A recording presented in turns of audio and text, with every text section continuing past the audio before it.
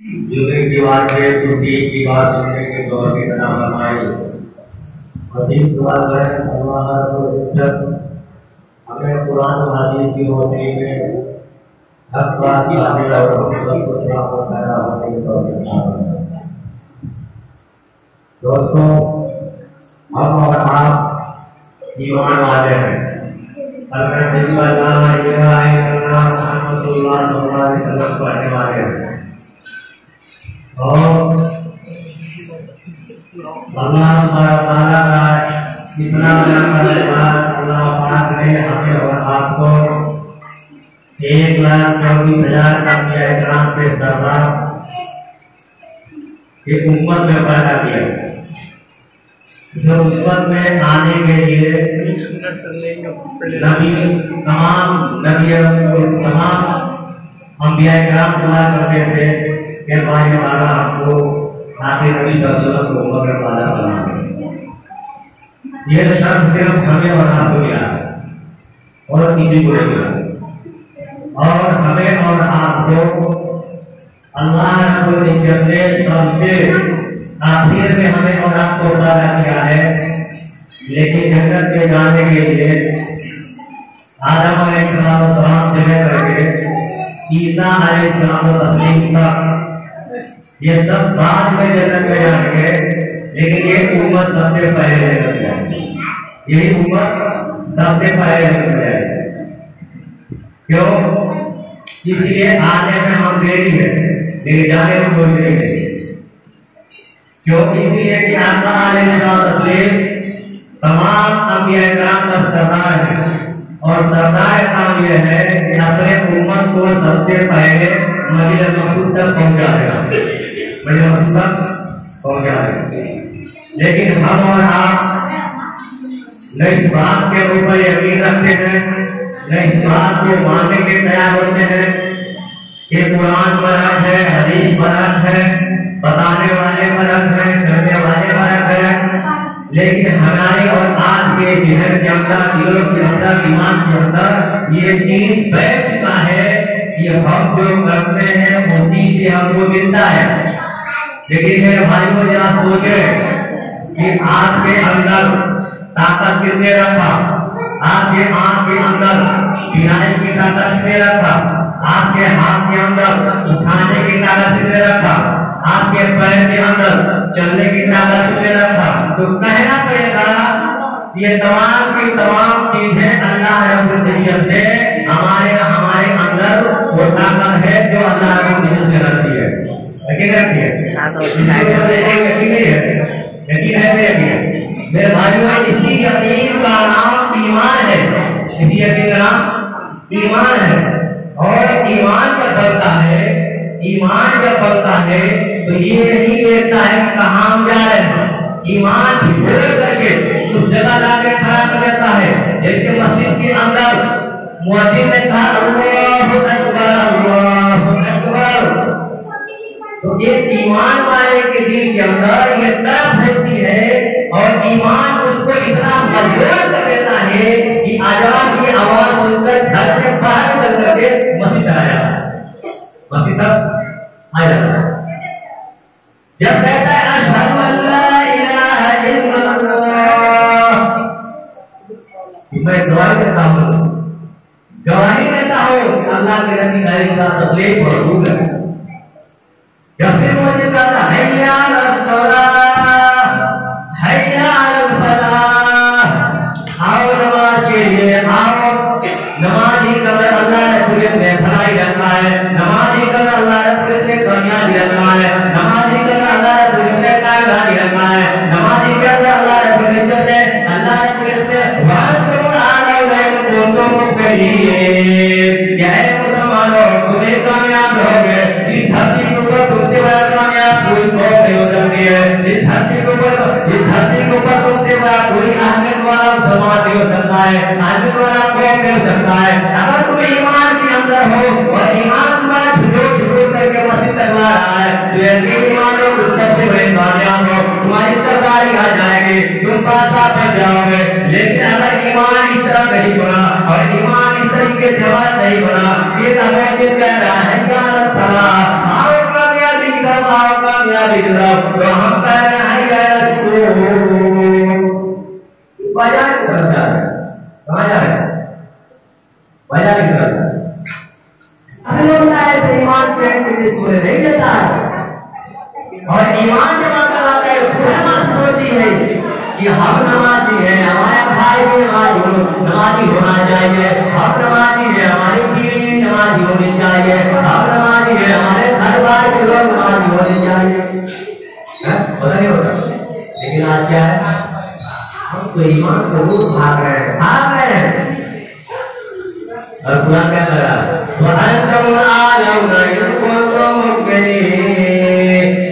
ईमान वालों तुम इसका बुलंद रहोगे जब तक कि तुम्हारे अंदर ईमान रहेगा।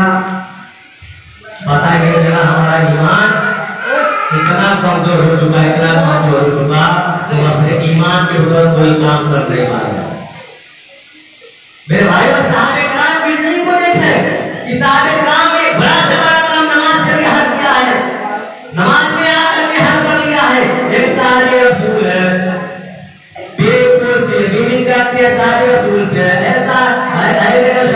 ऐसा घर में कुछ भी नहीं है खाना बनाने के लिए, न आटा है न चावल है, कुछ भी नहीं है, कुछ भी नहीं है, फिर बना लो उनका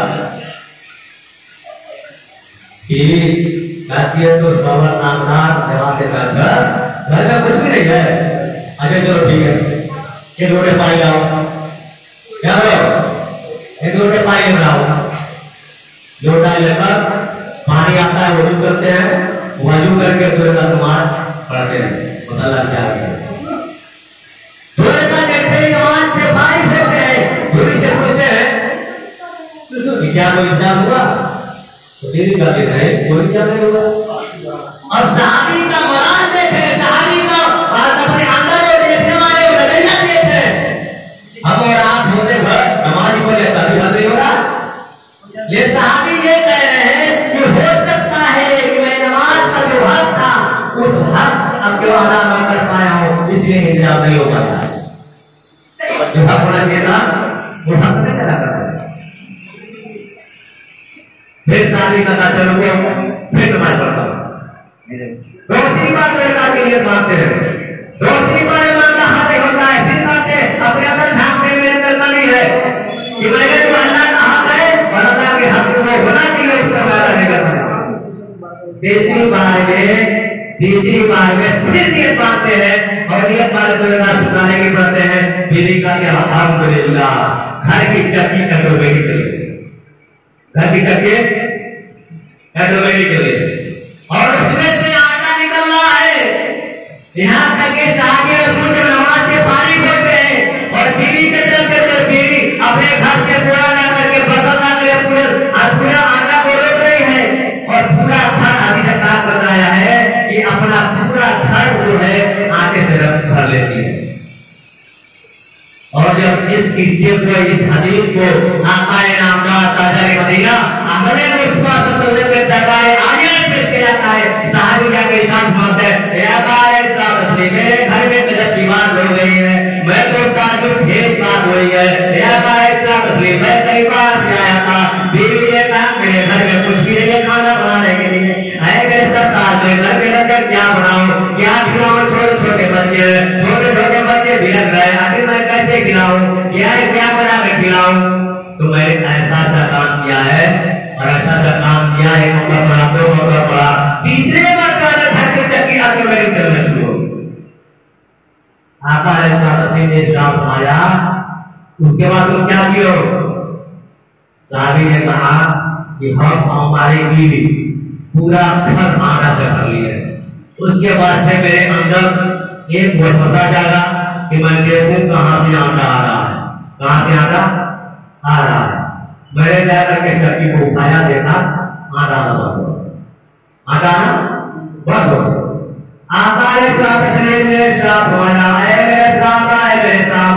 सुनो, अगर तुम चक्की को न उठाए होते तो क़यामत के मैदान तक, क़यामत के दिन तक वो चक्की आटा देता रहता और हमारी उम्मत उसे सैराब होगी, हमारी उम्मत उसे सैराब होगी। और अगर तुम उठाई दियो तो उसके सदके में उम्मत माफ कर दिए जाएंगे। उसके सदके में मेरी उम्र समझ में आ रही है। हाँ, कुछ समझ में आ रही नहीं आ रही। तो मेरे भाइयों, हमारी और आज की जिंदगी क्या है? थोड़ी सी जिंदगी है। क्या है? थोड़ी सी जिंदगी है। मैं मतलब बताया था कि जितना मजा एक शहद के अंदर है, जितना मजा एक शहद के अंदर काटने में, उतना ही दुनिया की लज्जत है, उतना ही दुनिया की लज्जत है। अब फिर उतना मजा मारने के बाद हम जहां से आए हैं वही चले जाएंगे, वही चले जाएंगे। फिया खलकनाहु, फिया खलकनाहु, किसे बना हुए? किसे बना हुए? और फिया नुईदुकुम, और अल्लाह ने फिर हमें भी उसी के अंदर भेजेगा। वमिनहा ताकतन उखरा, और फिर उसी तुम्हारा उठा देगा। ये हमारी जिंदगी, ये हमारी जिंदगी है। और दूसरे बात उससे करते हैं जिंदगी की शुरुआत, तो मैं इससे बताता हूं कि आपके घर में बच्चा पैदा होता है तो आप क्या करते हैं? बोलो तो क्या करते हैं? यहाँ बात है, यहाँ चलता है, आया होती है, आया होती है।